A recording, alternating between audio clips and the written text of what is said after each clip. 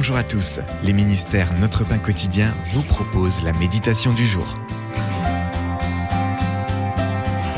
La force suprême de Dieu. Dans son livre « From the Pit to the Pulpit » du gouffre à la chair, John Stroop parle de forces puissantes et hostiles qui l'ont malmené et blessé physiquement, sexuellement et émotionnellement. Il déclare « J'ai commencé à me droguer avant même d'apprendre à conduire. J'ai quitté l'école et me suis enfoncé toujours plus dans la criminalité. » John a fini derrière les barreaux, purgeant une peine de 5 ans. La Bible est alors devenue réelle pour lui et il s'est humilié devant Dieu.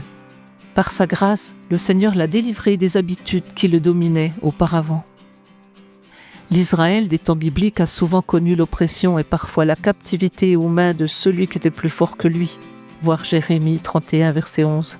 Même si son peuple rebelle devait assumer les conséquences de son propre égarement, Dieu a manifesté sa miséricorde et sa puissance envers lui. Quand Dieu a exercé sa force suprême pour son bien, son peuple devait s'attendre à être renouvelé par des chants de joie, des récoltes abondantes et des célébrations. Versets 12 à 14. La vie de John Stroop témoigne de la puissance de Dieu qu'il exerce en faveur de ceux qui mettent leur foi en son Fils Jésus.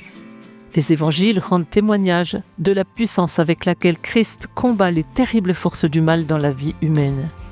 Par ailleurs, on peut avoir accès aujourd'hui à la force et à la puissance de Jésus au moyen de prières sincères et empreintes de foi, ainsi qu'en se soumettant à lui de tout son cœur.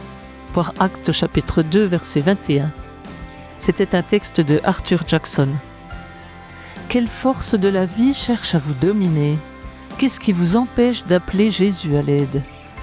Père Céleste, manifeste aujourd'hui ta force suprême.